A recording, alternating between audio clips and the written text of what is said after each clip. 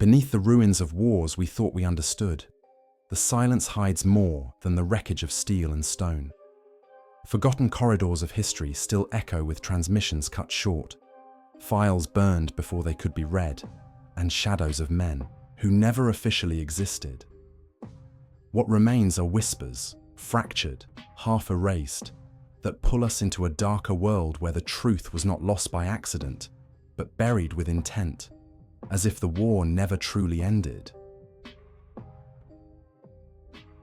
In the early hours of the 22nd of December 1942, Convoy JW51B, composed of 15 merchant ships carrying vital supplies for the Soviet Union, slipped out of Loch Ewe in Scotland under the protection of Royal Navy escorts, including the destroyers HMS Onslow and HMS Obdurate, bound for Murmansk, its route cut across the brutal expanse of the Barents Sea, where Arctic gales, drifting pack ice, and the ceaseless shadow of the Kriegsmarine stalked every Allied vessel. Official histories record a tense journey, but ultimately, a safe arrival, overshadowed days later by the Battle of the Barents Sea, in which German surface forces failed to annihilate the convoy.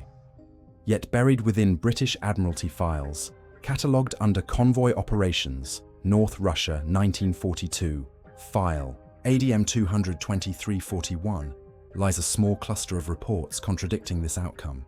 According to a coded distress transmission logged by the wireless office at Scapa Flow at 3:14 on the 28th of December, the convoy's lead ship, the American Liberty vessel SS Nathaniel Currier, sent a fragmentary Morse message: heavy fog interference, object in formation, engines failing. Seconds later, the signal degraded into static, recorded as jammed rather than lost. 2 days later, RAF Coastal Command dispatched a reconnaissance flight from Iceland to intercept and photograph JW51B's progress. The flight log of Pilot Officer Gerald H. Morton, preserved in Air Ministry microfilm reels, AIR 29-1172, notes no sighting of any convoy elements along the expected track. Curiously, no official inquiry followed, and weeks later, Allied communiques confidently announced the convoy's successful arrival, citing cooperation with Soviet naval forces. Soviet records declassified in 1991, however, tell a stranger tale. Archival releases from GARF, State Archive of the Russian Federation, particularly File 7021-108-45, contain after-action notes from Murmansk's Port Authority describing a reception ceremony prepared for JW51B that never occurred, replaced by the hasty redirection of incoming trains to Arkhangelsk. A marginal note in Cyrillic, penned by Commissar S.D. Malenkov, makes reference to wreckage south of Bear Island, foreign alloys inconsistent with known construction. Metallurgical reports attached describe fragments retrieved from an ice floe by trawler T-402 Shchit in early January 1943. Alloys containing molybdenum and vanadium ratios absent from Allied naval steel specifications. These documents, stamped Osobo Sekretno, were never intended for Western eyes.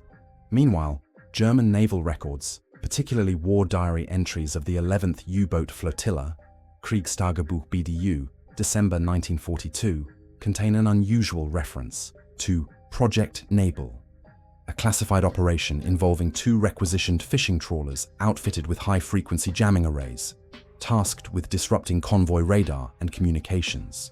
While U-354 and U-601 reported operating in the area, neither claimed confirmed sinkings, though U-354's commander, OBLT.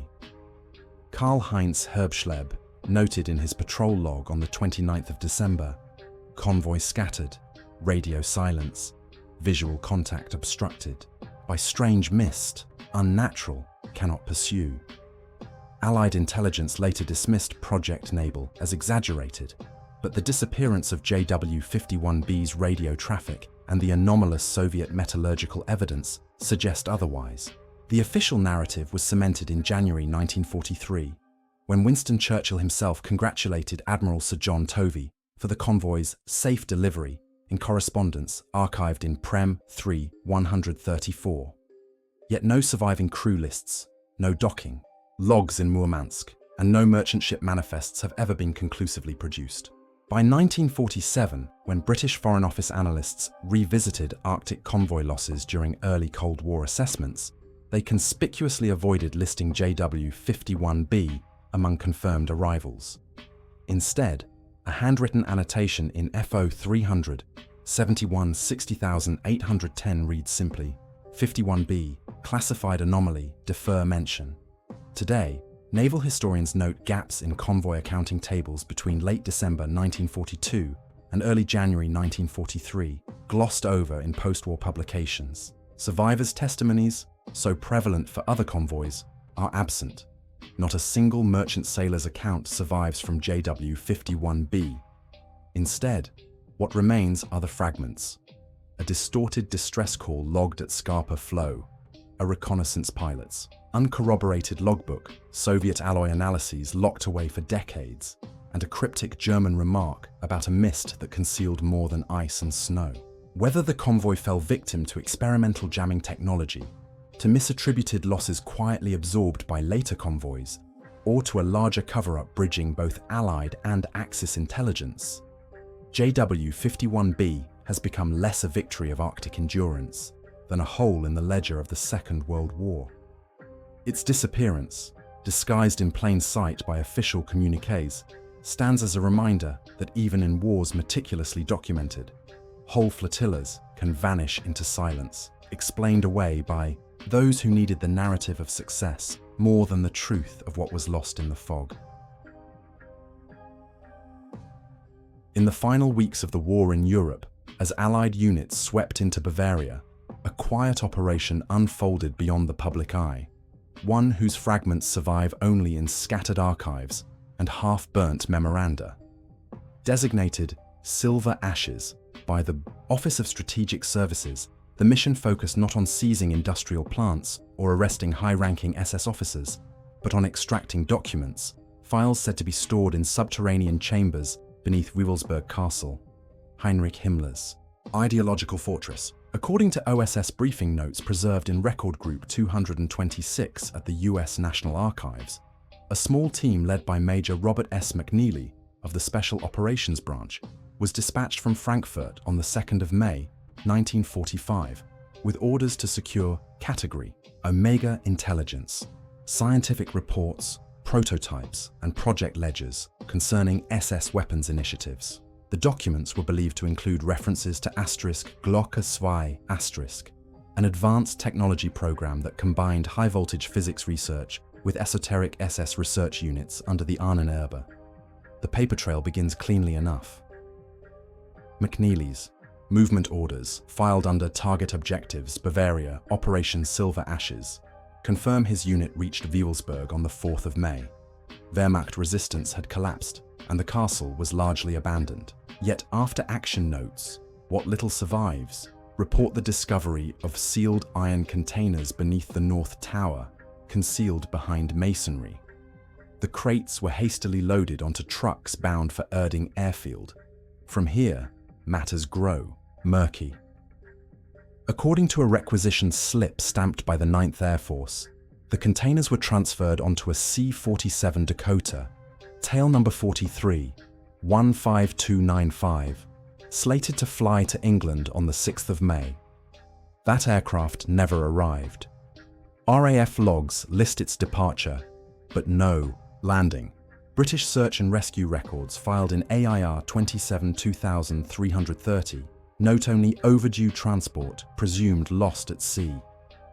The official file was closed in August 1945, citing mechanical failure.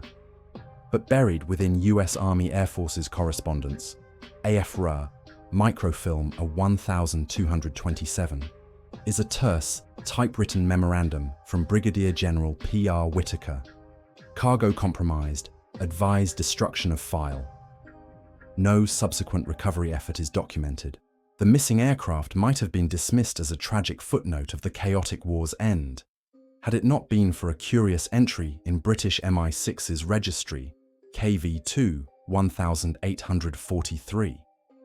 Dated July 1946, it references intercepted Soviet communications describing American recovery of anomalous weapon files, airborne transfer lost in channel, seek confirmation. The Soviets clearly knew more than they should have, implying either leaks within the OSS or German intermediaries who survived the war. What of the files themselves? Surviving fragments suggest extraordinary claims. Among the surviving reports, preserved not in American archives but recovered in 1992 from a collapsed salt mine near Merkers, Germany, was a partial schematic labeled *Glocke-2, Stromkreis Phase 4 *. The diagram depicts a bell-shaped device surrounded by high voltage, coils with annotations referencing thorium salt baths, and rotating counterfields. Historians have long debated whether this was serious scientific inquiry, an SS delusion, or simply misfiled electrical research. Yet the classification level attached, top secret silver ashes, suggests the OSS treated the material with gravity. German sources lend further shadows. In the *Kriegstagebuch* of General Hans Kammler, head of SS construction projects, an entry from March 1945 notes, "Delivery complete, device components relocated, awaiting transport via Erding." Kammler himself vanished at war's end, reportedly captured, executed, or spirited into American custody, depending on which archival fragment one consults. No body was ever produced. The convergence of Kammler's disappearance, the missing C-47, and the vanishing of the Silver Ashes files leaves a hole in the record precisely where Allied intelligence most sought answers. Post-war, Operation Paperclip absorbed countless German scientists and technologies, from V-2 rockets to jet engines, all meticulously catalogued. But nowhere in the exhaustive Paperclip files does Operation Silver Ashes appear. Not a single scientist, not a single project cross-referenced. Instead, a void remains where crates of documents, an entire aircraft, and perhaps the answers to one of the Third Reich's most obscure weapons programs should be. In 1952, when the CIA reviewed legacy OSS operations, a redacted summary of Silver Ashes surfaced in a report titled "Suppressed Acquisitions, Enemy Science 1945. The entry is only 3 lines long. Silver Ashes, status unresolved, cargo presumed destroyed in transit, surviving intelligence insufficient for analysis. Beyond this, silence. Whether the files now lie in silt at the bottom of the English Channel, in some hidden government vault, or in the hands of another, power remains unknown. The absence itself became policy, a deliberate erasure that ensured historians would find little more than scattered ashes, where once there may have been the embers of a lost weapons project. Today, Silver Ashes exists less as a concrete operation than as a whisper threaded through archives, a flight that vanished, crates that never arrived, documents reduced to scattered references, and a war's end where victory narratives required mystery to be buried. For those who comb the files, the story ends not with clarity, but with absence, an intentional absence, as if someone long ago decided the truth of what left Wewelsburg on that May morning was never to be told. In the late 1940s, as Europe smoldered in the uneasy peace of the Cold War's first sparks, a series of intercepted signals surfaced that cast shadows over the assumption that the war had ended cleanly. The CIA, newly formed in 1947 but inheriting OSS files, catalogued these in a restricted project codenamed Redoubt. The signals originated in the South Atlantic, crackling through naval frequencies between Argentine coastal stations and unidentified vessels operating far beyond standard shipping lanes. The National Security Agency would later label the surviving transcripts as the Odessa Transmissions, filed under Declassified Communication Intercepts, Crest Series, CIA RDP 78-03061, A0001000400096. The story begins with a US Navy monitoring station on Ascension Island, which on the 14th of March 1948 captured a burst transmission in German, heavily encrypted with an Enigma-derived cipher. Decoded weeks later by analysts at Arlington Hall, the message, referred to departure from Polarstadt complete, cargo intact, rendezvous with Condor at 22 degrees south. Polarstadt was not a known port. Fueling suspicion, it referred to a code name or cover term. What troubled intelligence officers was the signature embedded at the transmission's end. U-234. This designation belonged to a Type XB U-boat captured by the Americans in May 1945, while en route to Japan, carrying 560 kilograms of uranium, oxide and Messerschmitt jet components. The submarine's cargo was divided between Oak Ridge and Los Alamos, and its officers detained. Yet here, 3 years later, its call sign reappeared, linked to operations in the South Atlantic. British Intercept Records, GCHQ file, HW 2537, confirms similar transmissions detected off Montevideo between 1947 and 1949, using identical call patterns and referencing Odessa. In Allied intelligence, Odessa, Organisation der Ehemaligen SS-Angehörigen, was rumoured to be a clandestine network funneling ex-SS officers into South America. Though never proven formally, fragments of Argentine naval archives, released briefly during the military government's collapse in 1983, indicate joint patrols shadowed unidentified German vessels near the River Plate during that same period. At least one report from 1948, drafted by Capitán de Fragata Julio R. Aguirre, describes long-range radio contact with foreign vessel, answering in disciplined naval German, not merchant. The Americans suspected these ships carried not merely fugitives, but technical material. A CIA memorandum dated the 6th of September, 1949, CIA OCI 49223, asserts, recovered signal traffic strongly suggests maritime movement of nuclear-related cargo, probable continuation of Reich research in exile. The memo was suppressed under Security Act Do Not Circulate. The context here is critical. In 1945, U-234's uranium cargo was handed directly to the Manhattan Project. By 1949, the Soviet Union shocked the West by detonating its first atomic device. Whispers circulated within intelligence circles that portions of Reich nuclear research, long assumed destroyed, had slipped into other hands. The Odessa transmissions feed these suspicions. Multiple intercepts referenced rendezvous points identified as Condor and Patagonia, possibly linked to German aircraft flights. Junkers Ju-290S, rumored to have made transatlantic runs in the war's final weeks. Soviet sources corroborate the fear. Files released from the KGB's predecessor, the MGB, include an assessment dated February 1950 titled Enemy Scientific Exodus, which noted Anglo-American concealment of captured U-boat activity post-1945 and referenced atomic cargo continued southward.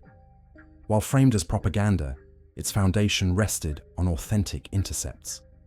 What was at stake was not merely the flight of war criminals, but the potential relocation of sensitive scientific knowledge and fissile materials beyond Allied oversight. A chilling footnote appears in the diary of Rear Admiral Edward C. Partridge, then commander of U.S. Caribbean forces, who wrote in December 1948, South Atlantic patrols report radar contact with large submarine hull. No corresponding registry. Contact lost after 18 minutes. Orders were to break pursuit. That incident, suppressed for decades, echoes in the fragmentary Odessa signals. In retrospect, intelligence historians argue the signals may have been disinformation, a deliberate attempt by remnants of the Reich to create fear and inflate their post-war network's importance. Yet the consistency of dates, coordinates, and technical phrasing belies mere fabrication.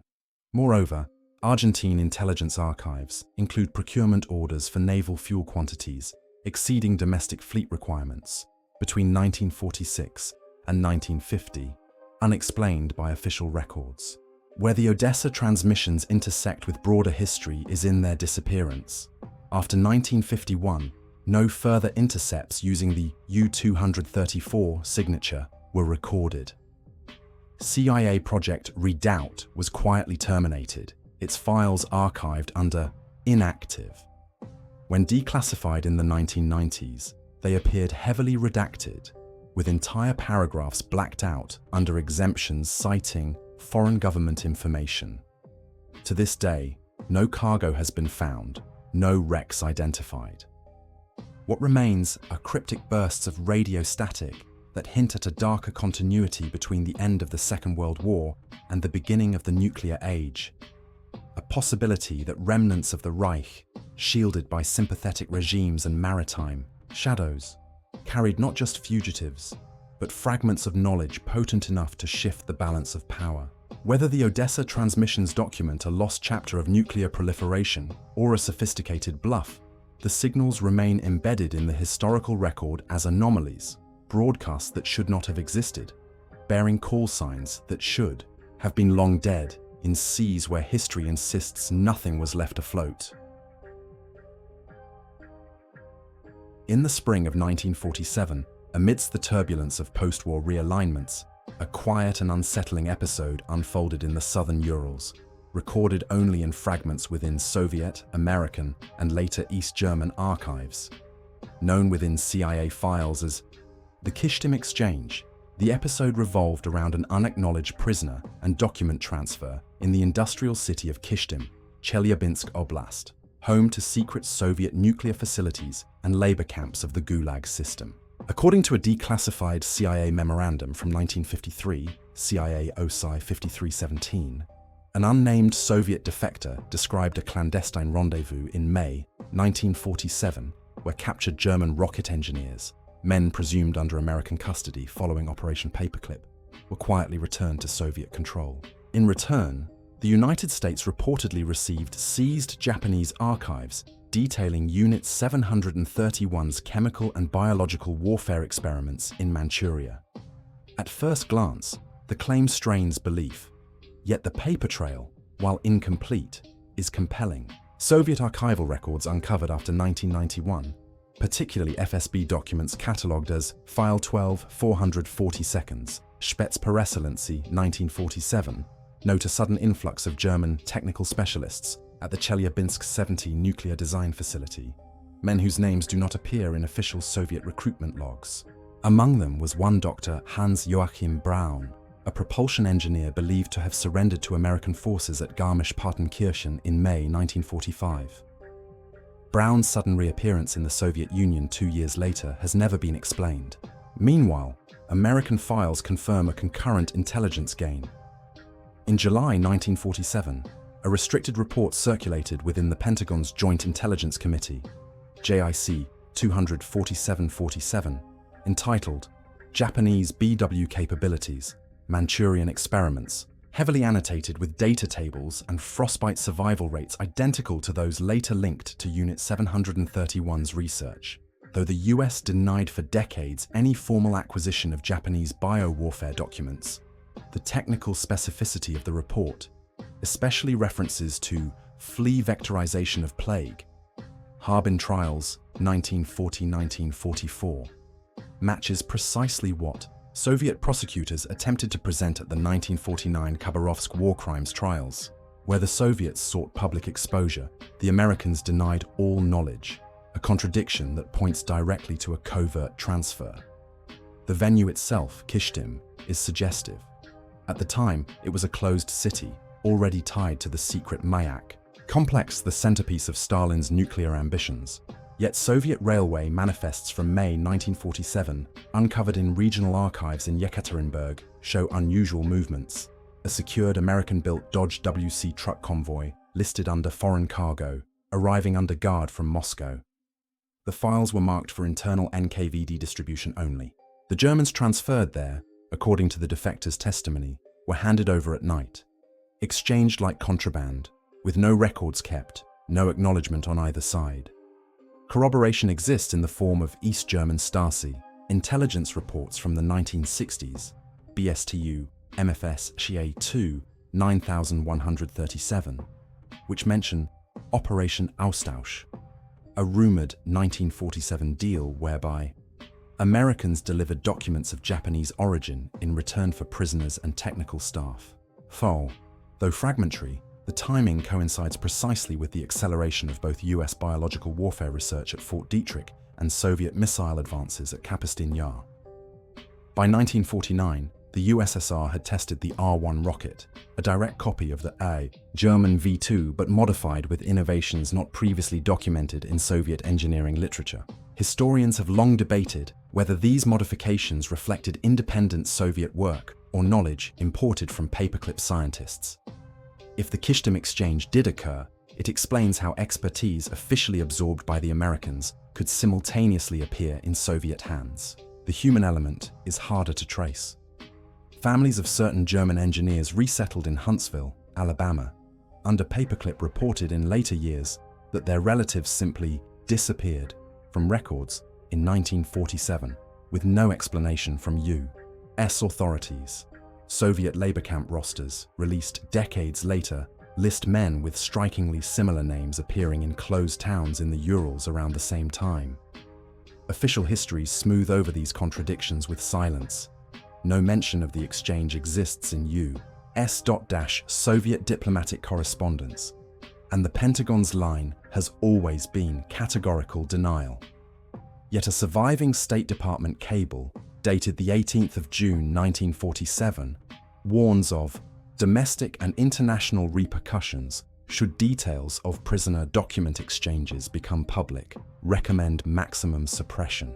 In parallel, Soviet archives contain a note signed by Lavrentiy Beria, then head of the NKVD, referring cryptically to receipt of American materials at Kyshtym, value to atomic project negligible, biological potential significant. The exchange thus appears less a grand bargain than a mutual act of expedience, the Soviets strengthening their missile program with German expertise, the Americans securing biowarfare data that would otherwise be showcased at Soviet-led war crimes trials. Both sides had something to gain, and both had much to hide. The episode's aftermath was equally shadowed. In 1957, a catastrophic nuclear accident at Mayak contaminated vast regions of the southern Urals, the so-called Kyshtym disaster. First, among the few medical reports released by Soviet authorities decades later are references to German technicians who perished during response efforts, men with surnames absent from any official Soviet citizen registry. Their presence in Kyshtym at that late date reinforces suspicions they were among those quietly transferred in 1947. Today, the Kyshtym Exchange remains an uncomfortable phantom in the archives, glimpsed only through redacted reports, contradictory personnel files, and the silence of two superpowers with vested interest in erasing the record. For historians, it represents not simply a hidden transaction, but a moment when the victors of World War II bartered away transparency for advantage, trading war criminals and forbidden science in the shadows of a new conflict, where truth was just another weapon to be suppressed. In the last weeks of April 1945, as Berlin crumbled under Soviet artillery, official German records show the final flights of Kampfgeschwader 200, the Luftwaffe's most secretive wing, tasked with clandestine operations ranging from ferrying spies to testing captured Allied aircraft. According to surviving Luftwaffe war diaries, Bama RL 10491st, KG-200's last documented sortie occurred on the 21st of April, when a Ju-290 transport evacuated staff officers from Prague. Yet scattered accounts from Czech resistance archives and fragmentary Soviet field reports suggest the unit continued to operate beyond Germany's surrender, flying missions not recorded in official logs. The most striking reports come from the vicinity of Silesia, near the Oder River, where resistance cells recorded low-flying aircraft dropping sealed metal canisters during the nights of 8 the 12th of May, days after the unconditional surrender had been signed in Reims and Berlin. Czech partisans from the BRNO district, writing in a post-war report preserved in Ústav pro studium totalitních režimů, USTR, Prague, described unmarked planes, German in appearance, twin engines, bearing no lights, circling twice before releasing cargo near wooded areas outside Opava. Local peasants reportedly retrieved some of the canisters, only to have them seized hours later by advancing Soviet troops. a Soviet after-action report from the First Ukrainian Front, SAMORF, Fon 233, Opus 2953, Delo 117, classified until the 1980s, describes the interception of enemy containers containing film reels and documentation, codename Schwarze Ernte, Black Harvest. The report notes microfilm reels tightly sealed in watertight cylinders, prepared for burial or aerial dispersal. Their contents were never disclosed, but Soviet archivists attached memoranda linking the reels to German documentation of punitive operations in occupied territories, an oblique reference to war crimes. What happened to the seized containers is unknown. None appear in Soviet war crimes tribunal evidence, suggesting they were suppressed, destroyed, or retained for internal purposes. Meanwhile, US intelligence files carry faint echoes of the same story. A June 1946 OSS report, later catalogued in CIA archives, CIA RDP 8200457, R0012005200053, records rumors from displaced German airmen in American custody at Regensburg, claiming that special flights departed Prague and Silesia after capitulation, carrying microfilms of SS operations westwards, mission priority above personnel evacuations. One pilot, whose name was redacted in declassified transcripts, insisted that orders came directly from General Hans Kammler, the elusive SS officer tied to secret weapons projects, who himself disappeared without trace in May 1945. Skeptics argue the Ghost Squadron narrative is a distortion born of war's chaos, misidentified Soviet aircraft, or partisan exaggeration. Yet the persistence of the reports across Soviet, Czech, and Allied intelligence records lends them weight. Moreover, an incident logged by RAF intelligence in May 1945 strengthens the possibility. A night fighter patrol out of Foldingworth, England, reported radar contact over the North Sea with unknown twin-engine aircraft, no IFF signal, trajectory consistent with inbound from Central Europe. The contact vanished before interception. The report, filed under AIR 42777, was never linked to KG-200 at the time, but in hindsight, raises the question of whether the supposed last flights extended far beyond Germany's official collapse. What then was in the canisters marked Schwarze Ernte? The phrase itself appears in two surviving German documents. One, an SS memo discovered in the ruins of Breslau, dated February 1945, referencing preparations for harvest, Schwarze Ernte, films to be dispatched upon order. The other, a Luftwaffe supply manifest listing sealed cargo, priority alpha. Historians speculate these could have been compilations of Einsatzgruppen field reports, photographic records of massacres, or evidence of experimental weapons use in the East. Evidence potentially too compromising for the Reich to allow into Allied hands, yet valuable enough to preserve. The eerie possibility arises that elements of KG-200 were tasked not with survival, but with erasing and dispersing the Reich's darkest archives, ensuring they would never form the basis of war crimes prosecutions. By 1947, CIA analysts reviewing captured German files noted large gaps in SS atrocity documentation, especially on eastern fronts, gaps inconsistent with the bureaucratic thoroughness of the regime. A redacted note in CIA analysis file AE37 states simply, Black Harvest reels unaccounted for, possibility of Soviet retention high. Meanwhile, Soviet show trials in the late 1940s conspicuously omitted entire campaigns of mass killings, fueling suspicion that documentation had been deliberately withheld. The Ghost Squadron thus lingers as a shadow narrative of the war's end. Planes flying beyond capitulation, canisters falling into rivers and forests, evidence gathered not for the sake of justice, but for the vaults of intelligence services and the silences of governments. Whether Schwarze Ernte contained proof of erased atrocities, experimental weapons data, or both, its disappearance ensured that whole chapters of the Second World War would remain beyond the reach of courts and historians alike. Today, scattered witnesses still recall the sound of aircraft engines over Silesia in nights when the war was meant to be over, and the official record insists that no such flights occurred. In the gap between testimony and archive lies the spectre of a squadron that should not have existed, delivering a harvest meant never to be seen. When the last pages were sealed and the lights of victory parades faded, something stayed behind, invisible, unspoken, watching. The secrets hidden in locked archives and drowned beneath oceans remind us that wars leave more than graves. They leave ghosts in the record, fragments of truths too dangerous to surface. And so, the question lingers, unanswered but insistent. If history is written by the victors, what did they choose never to write at all?